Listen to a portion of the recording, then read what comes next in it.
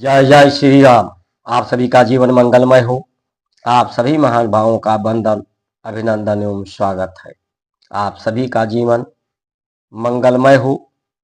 परमात्मा सबको सद्बुद्धि दे, सद्ज्ञान दे, सन्मार्ग पर चलें, अपने जीवन को सभी सफल करें। शिव संकल्प कीन मन माही, इस तन से अब भेंट नाही।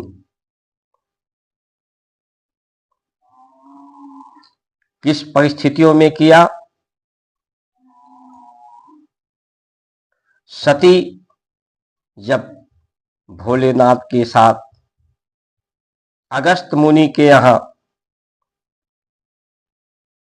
धर्म का उपदेश लेने के लिए चली, सहजता से, सहस्र से, तो उन्हें जगत जननी भवानी की उपमा दी गई। धर्म को उपदेश लेने के लिए अगस्त मुनि के यहाँ पहुंच करके भोलेनाथ का स्वागत हुआ, मां सती का भी स्वागत हुआ, लेकिन भोलेनाथ ने अगस्त मुनि के का वंदना किया। ऐसा देख करके उन्हें अनुभव हुआ कि वो महादेव हैं। एक मामूली संत के चरण बिंदों में क्यों उनका अनुराग बंधन क्यों है, और उस कथा को ठीक से सुन नहीं पाई, उनका ध्यान भटक गया। धर्म के महत्व, धर्म के मर्म, धर्म के आचरण समझ में नहीं आया। रास्ते में कथा प्रसंग सुनने के बाद रास्ते में भोलेनाथ के साथ आ रही थी। राम लक्ष्मण के साथ वन में गमन कर रहे थे, मां सीता की खोज में गुदन कर रहे थे। देख करके भोलेनाथ दूर से ही प्रणाम किया।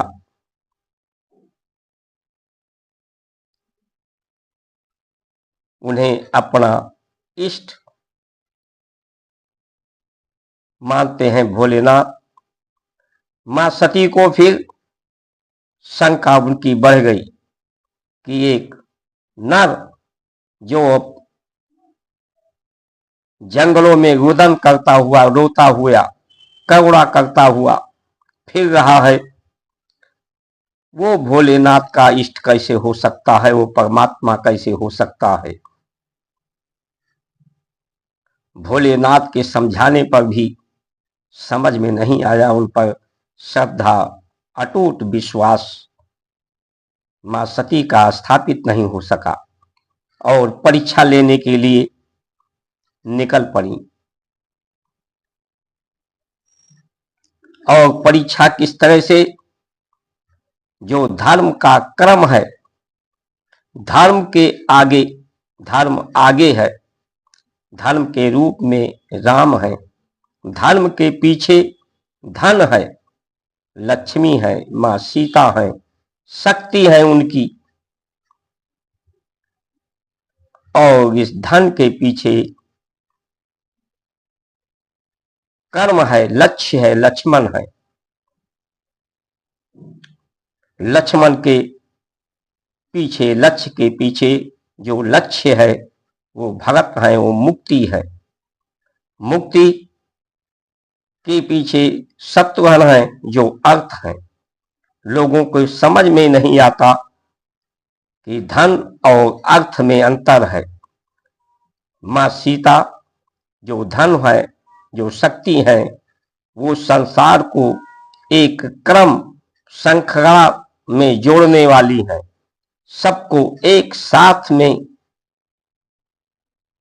रखने के लिए धन का प्रयोग, लक्ष्मी का प्रयोग, शक्ति का प्रयोग, और एक धर्म के पीछे धन भी चले, धर्म के लिए ही धन का प्रयोग, धर्म को प्राप्त करना ही लक्ष्य, धर्म से मुक्ति, सभी दोष से मुक्ति, अहंकार से मुक्ति, प्रभाव से मुक्ति, क्योंकि जो प्रभाव होता है वो प्रभावित करता है, वो अपने दबाव में रखना चाहता है। कोई किसी के प्रभाव में नहीं रहना चाहता, प्रभाव में रहना उसकी मजबूरी में वो किसी के प्रभाव में रहना चाहता है।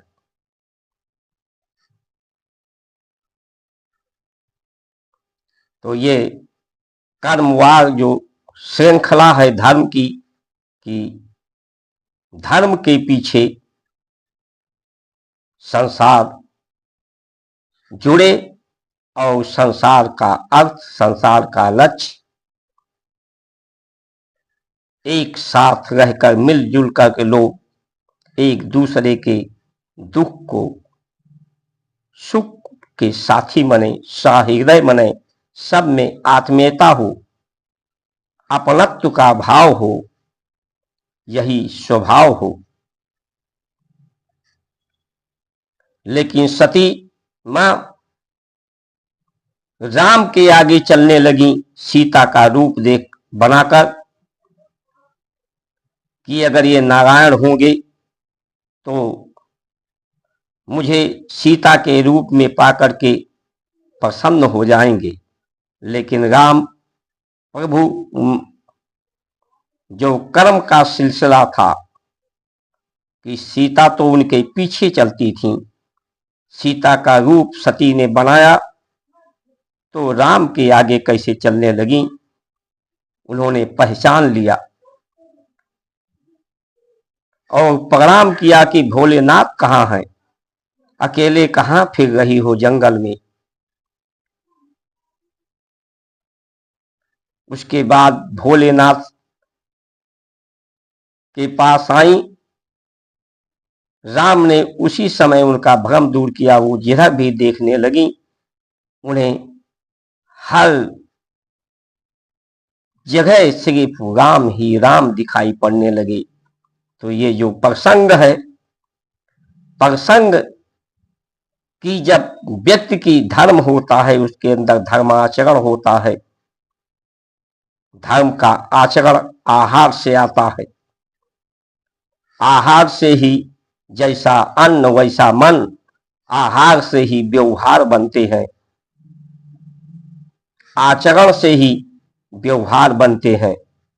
आहार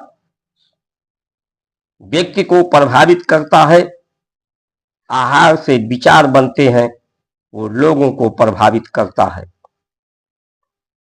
आहार जो व्यक्ति को शांति प्रदान करने वाला हो, क्योंकि जब ये शांति अवस्था में होते हैं अग्नि,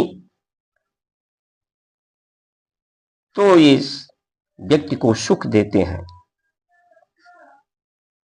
जल का अपना कोई रूप नहीं है। H2O, हाइड्रोजन ऑक्सीजन, एक जलने वाला पदार्थ है, एक जलाने वाला पदार्थ है।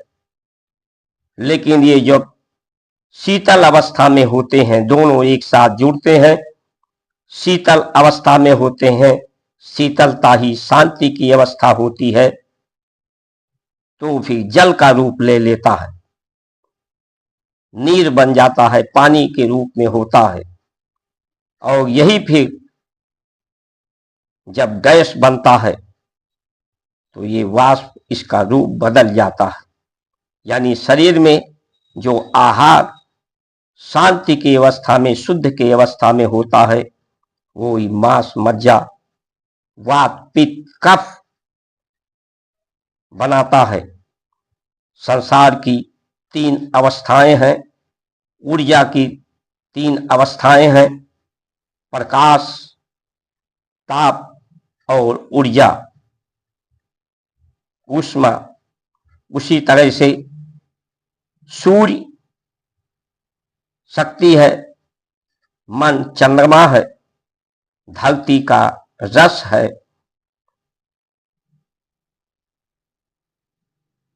धरती का गुण, चंद्रमा का प्रतीक हमारा मन और सूर्य हमारी शक्ति प्रकाश का रूप है, ऊष्मा ताप का है, ऊर्जा का स्रोत है।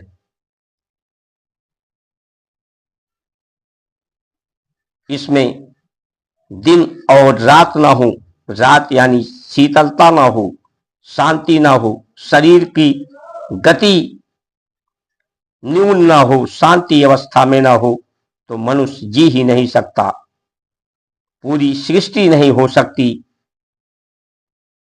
क्योंकि जब चेतना ऊर्जा शांति की अवस्था में होती है, शीतलता की अवस्था में होती है, वही एक आकार साकार प्रकार का रूप लेती है। तो आज लोगों की मजबूरी बनती जा रही है, हमारे धर्माचार्यों की भी, हमारे नेताओं प्रशासन की, हमारे जनता जनार्दन की। सब लोग जानते हैं कि हमारे मंदिरों को, हमारे धर्म को के महत्व को महत्वहीन करने के लिए इसे छत बिछत किया गया था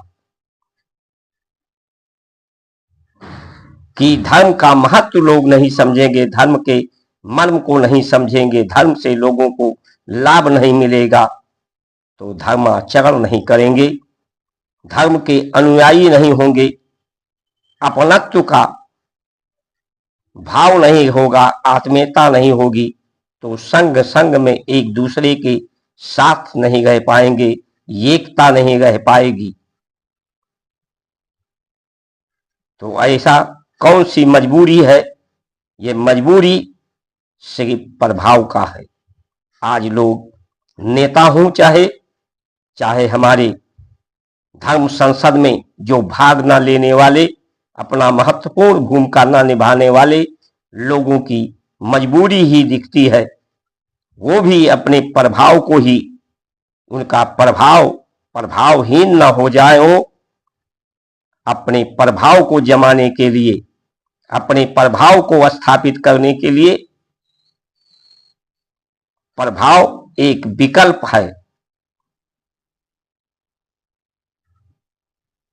मनुष्य जब शांति अवस्था नहीं प्राप्त करता, धर्म के महत्व, धर्म के मर्म को नहीं जानता, तो विकल्प के रूप में नशा करता है, विकल्प के रूप में काम वासनाएं बढ़ती हैं, काम वासनाओं से अपने को शांति करता है, नशे से, नशीली पदार्थों का सेवन करके कुछ क्षण के लिए उसे शांति मिलती है, लेकिन इससे उसकी बीमारी घटती है, उसकी बीमारी बढ़ती है, क्योंकि शरीर की क्षमता घट जाती है, शरीर में ताप बढ़ जाता है, धरती के गुणों का गुण प्रभावकारी हो जाता है। परमात्मा का नाम गुणातीतम है, गुणों से अतीत, यानी जिसमें गुण ना हो। गुण ही कर्म का, अहंकार का कारण बनते हैं। रावण सभी वेदों का ज्ञाता था, सभी शास्त्रों का ज्ञाता था, लेकिन धर्म के मर्म को नहीं अपना पाया, धर्म के मर्म को नहीं समझ पाया और उसकी दुर्गति को प्राप्त हुआ। ये हमारे जो प्रसंग हैं, गौ, गीता, सदग्रंथ और गुरु की विद्या, आज गुरुकुल के माध्यम से ही धर्म का आचरण लोगों में आ सकता है। गुरुकुलों के द्वारा जो विद्यार्थी निकलेंगे वो ईमानदार, समझदार, जिम्मेदार, बहादुर होंगे, जो देश को राष्ट्र को सर्वोपरि, धर्म को सर्वोपरि, लोगों के सुख शांति उनका लक्ष्य सर्वोपरि होगा। लेकिन आज लोग मजबूर और मजबूरी में जीवन जी रहे हैं, इसलिए सजग होने की आवश्यकता है। ऐसा लगता है कि परमात्मा ही अब विविध रूपों में जब धर्म का महत्व घट जाता है, लोगों का प्रभाव बढ़ने लगता है, गुण का प्रभाव बढ़ने लगता है,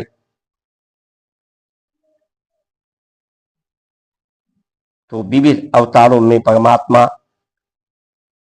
अवतरित होकर के सज्जनों का पीड़ा हरते हैं और ऐसी व्यवस्थाओं को, लोगों के प्रभाव, अहंकार को समाप्त करते हैं। इन्हीं वचनों के साथ आप सभी का सुमंगल कामना करते हुए जय श्री राम।